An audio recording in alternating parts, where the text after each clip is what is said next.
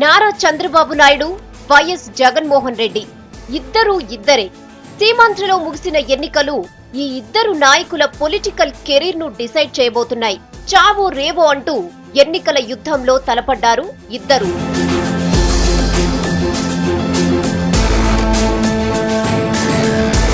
తెలంగాణపై ఆశలు వదులుకున్న TDP, YCP సీమాంధ్రపైనే పూర్తిగా దృష్టి పెట్టాయి. దీంతో గతంలో ఎన్నడూ లేనంత తీవ్ర స్థాయిలో ఎన్నికల యుద్ధం జరిగింది. అటు చంద్రబాబు నాయకత్వంలో టీడీపీ, ఇటు జగన్ నాయకత్వంలో వైసీపీ సర్వశక్తులు మోహరించాయి. ఎన్నికల్లో విజయం సాధించడానికి వీలున్న ఏ చిన్న అవకాశాన్ని వదులుకోలేదు రెండు పార్టీలు. ప్రత్యర్థుల ఎత్తులకు పై ఎత్తులు వేస్తూ పక్కా స్కెచ్ తో ముందుకు సాగాయి.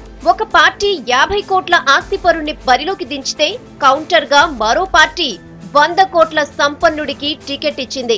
ప్రత్యర్థులకు ధీటుగా సవాల్ విసరగల అభ్యర్థులకే పెద్దపీట వేశాయి రెండు పార్టీలు.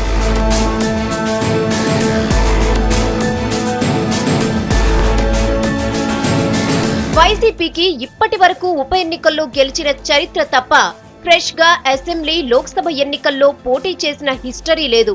సీమాంధ్రలోని 25 లోక్సభ నియోజకవర్గాలకు, 175 అసెంబ్లీ నియోజకవర్గాలకు తొలిసారి అభ్యర్థులను నిలబెట్టింది వైసీపీ.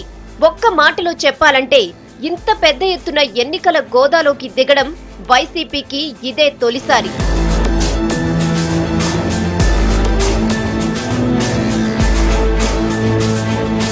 ఇక తెలుగుదేశం పార్టీ విషయానికొస్తే మూడోసారి అధికారం కోసం పోరాడుతున్న ఎన్నికలివి. 2004లో తొలిసారి ఎన్నికల్లో ఓటమి పాలై ప్రతిపక్షంలో కూర్చుంది టీడీపీ.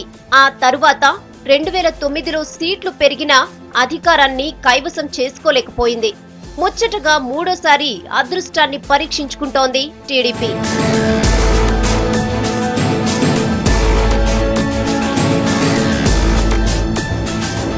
తన తండ్రి రాజశేఖర్ రెడ్డి హయాంలో అమలైన సంక్షేమ పథకాలనే శ్రీరామరక్షగా భావించి ప్రచారంలో దూసుకెళ్లారు జగన్మోహన్ రెడ్డి. వృద్ధులకు పింఛన్లు, ఫీజు రియంబర్స్మెంట్, ముస్లింలకు 4% రిజర్వేషన్లు, ఆరోగ్యశ్రీ, ఇందిరమ్మ ఇళ్లు, ఎక్కడికెళ్లినా వీటి గురించే ప్రస్తావించారు. రాజన్న రాజ్యం కావాలంటే ఫ్యాన్ కే ఓటేయాలంటూ ప్రచారంలో ఊదరగొట్టారు.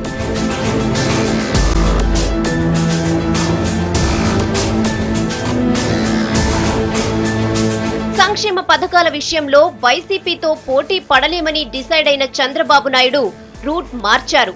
సరికొత్త వ్యూహాన్ని ఎంచుకున్నారు. అభివృద్ధి మంత్రాన్ని ఆలపించారు. సీమాంధ్రను సింగపూర్ తరహాలో అభివృద్ధి చేయాలంటే అది టీడీపీతోనే సాధ్యమంటూ జనాన్ని ఆకట్టుకోవడానికి ప్రయత్నించారు.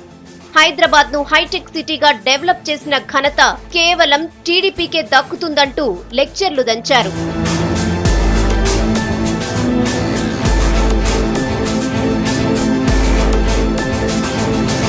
తొలి రోజుల్లో జగన్మోహన్ రెడ్డి ప్రచారంలో దూసుకెళ్లినా ఆ తరువాత చంద్రబాబు నాయుడు గట్టి పోటీ ఇచ్చారు. బీజేపీతో పొత్తు పెట్టుకోవడం, పవన్ కళ్యాణ్ సభలకు పెద్ద ఎత్తున జనం రావడంతో టీడీపీలో జోష్ నెలకొంది. నరేంద్ర మోడీపై దేశవ్యాప్తంగా ఉన్న క్రేజ్ ఓట్లు రాలుస్తుందని నమ్మారు టీడీపీ అధినేత చంద్రబాబు నాయుడు.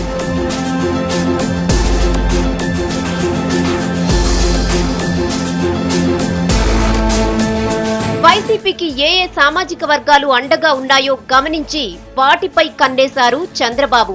దళితుల అండ కోసం కేఏ పాల్ లాంటి వారిని రంగంలోకి దించారు. టీడీపీ అధికారంలోకొస్తే ఒక ఉప ముఖ్యమంత్రి పదవి బీసీకి, మరో ఉప ముఖ్యమంత్రి పదవి కాపు కులానికి ఇస్తానని ప్రకటించారు చంద్రబాబు. టీడీపీ చరిత్రలో ఇప్పటి వరకు డిప్యూటీ సీఎం అనే కాన్సెప్టే లేదు. నెంబర్ 2 పేరిట మరో అధికార కేంద్రం బలపడటానికి ఏమాత్రం ఇష్టపడరు చంద్రబాబు.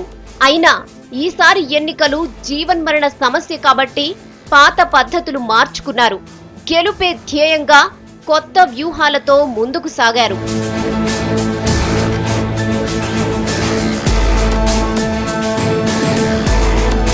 మొత్తం మీద అటు చంద్రబాబు, ఇటు జగన్మోహన్ రెడ్డి ఎన్నికల్లో గెలుపు కోసం సర్వశక్తులు ఒడ్డారు.